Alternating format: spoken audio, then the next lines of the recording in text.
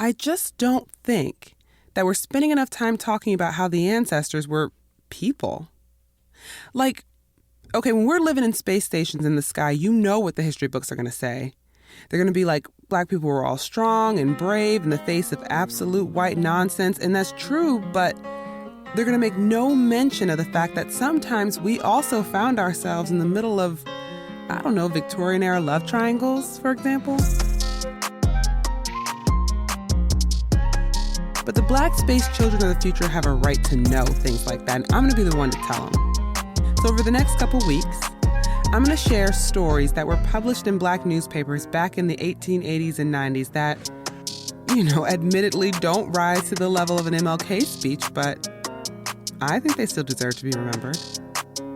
And I hope that the ancestors don't get mad at me for doing this. I'm not trying to be irreverent. I'm just trying to keep it 100, for the space kids.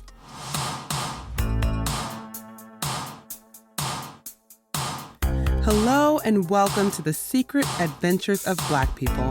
I'm your host and very amateur historian, Nicole Hill.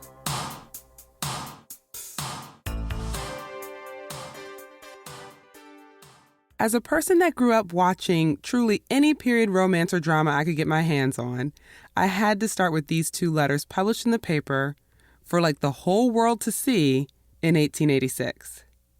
The letters are going to be read to you by my friends Precious and Ian because, they're brilliant performers, but also their relationship just has this rhythm that is so perfect for this story. I mean, you'll see. Okay, so first, let me set the scene.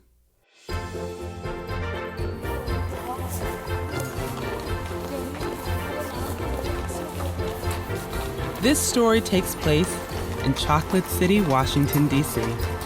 During the Victorian era, there lived a class of Black elites who spent all their days and nights being prim and proper, and two gossip columnists who would disagree.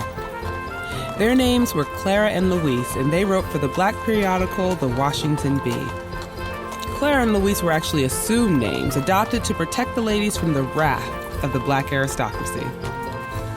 Each week, the ladies would write their column in the form of letters to each other, and they would tell one another, and by extension all of Black DC, what the elite were really getting into. So this letter is from the newspaper The Washington Bee, November 27th, 1886. My understanding of this letter is it's just a messy take on a relationship, and it's giving Real Housewives confessional, but in a newspaper. Awesome.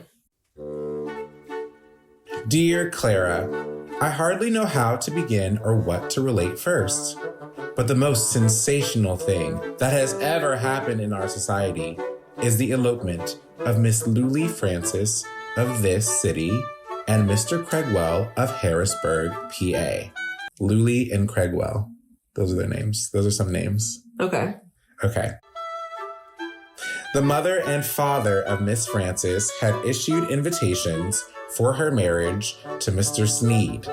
The wedding was to have taken place Thursday, December 2nd at the 15th Street Presbyterian Church. Does that still exist? Is that down near the White House? It sounds like it's a historic church that still stands today. Yeah, it's downtown. Okay. Yeah. It will be remembered that Mr. Cregwell had been going with Miss Francis for a number of years, and it was understood that the engagement between them had been canceled, and that Mr. Sneed claimed to be the friend of Mr. Cregwell. So Cregwell and Sneed are friends. All right, here's the mess. Here we go. One evening last week, Mr. Cregwell visited Miss Francis at her residence on 13th Street between L and M Streets and had a talk over matters. He told her that he always loved her and that it was hard to see his first love married to another man who would make her life miserable. This kind of reminds me of a Tyler Perry movie. In the 11th hour, it's no, don't do it. Don't marry this guy. He's bad for you. And you're just she's moved on. And the word choice, to make her life miserable. Not just this is the wrong choice. Just dramatic. Men, they don't change. At this juncture, Miss Frances said, "But my invitations are out for my marriage to Mr. Sneed." "Oh, I can fix that," said Mr. Craig. How? Do you work for USPS? The USPS it must have existed, I guess. What are you gonna do? Prime. What? So it's a logistical matter of like, we've already sent them. People have their wedding attire. People bought the wedding gifts. They've arranged travel. But why wasn't the first thing that she said was, no, I do love him. The first thing she says is like, we've already sent out the invitations. It's not even like, I think that you're wrong. I think back then people didn't marry because they loved each other. I think they married just because, like, it makes sense, because he asked me, because I said yes, because we knew each other or we got introduced. Like, I don't think it's a matter of the heart. That's why it's real messy, because she's just like, it's a logistical issue is what I'm picking up. To her. Yes. But the men are acting crazy. So it's emotional to the men. Yes. Okay. She's like, this is a logistical nightmare. And he's like, you are my entire life. Don't do this. She's like, of course I don't love him, but we've already sent out the invitations. She's like, I hear you. I understand. However, I'm about to literally walk down the aisle. Like, everything's been paid. We paid the caterer. Like, it's done. It must have been a shock to the man who had given her his heart and gone to the expense to make the wedding a brilliant affair. Mr. Sneed is a very quiet man and no doubt would have made Miss Frances a good husband. The household is started and society is up in arms to think that Miss Frances would be guilty of such an act. It's not for the want of home training on the part of the lady. Her parents consist of the best elements of our society. Mr. Craigwell, I don't believe, cares much for the lady who proved false to the man whom she decided to marry. I shall dismiss the unhappy affair from my letter. By the way, I saw Mr. Sneed at Fraternals last Wednesday evening. So is that park? Is that stadium? Like, are we at the strip club? Are we at the bougie millennial club? Like, where is this at? Is it Stan's? Like, where are we? We're either at... are we at Marvin? We're at Marvin's or Clyde's or Stadium. Okay, I was like, I'm trying to figure out how controversial this place is. And she saw him and he approached Major Fleetwood and said, "Major, I carried you an invitation to my wedding, but I suppose that you have heard that my intended has gone off with another fellow?" The Major laughed. The Major laughed and said, "Yes, Sneed. I don't know whether to congratulate you or to extend my condolence." Mr. Sneed in reply said that he would like to have his congratulations. Yours lovingly, Louise.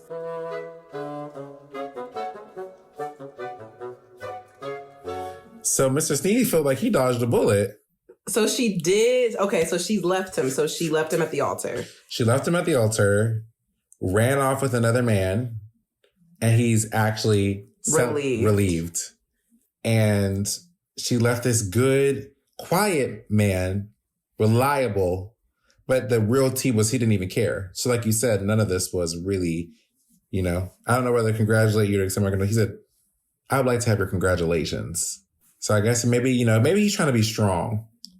You know how men are. It's giving don't let them see you sweat. It's giving like Omarion when he found out about Fizz in April, like trying to act like he doesn't care. That is messy. I was going to say, what are your thoughts on having, like, do you believe that it's okay to date a friend's ex, right? Because her fiance and her ex were friends. So do you believe in dating a friend's ex, or do you think that's off limits? I think it's messy.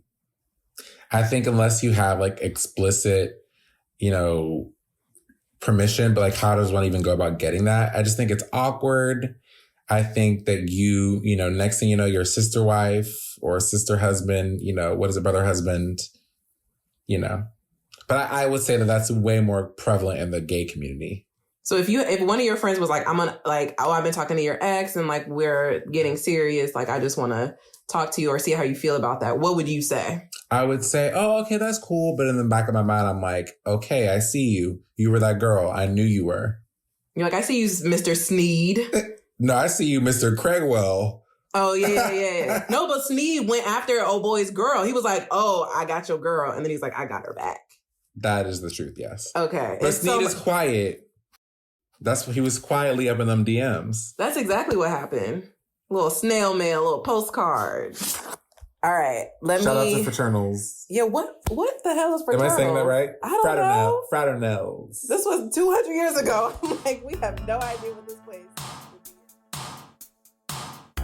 You got to listen to the next episode to hear Precious read Claire's reply, which shares insider information from a friend close to Miss Frances about the lady's past with Mr. Craigwell and his attempts to win her back.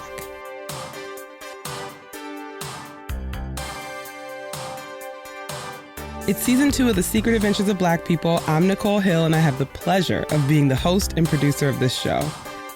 Everything you need to know about the podcast, how to donate, connect, listen to old episodes, all that stuff.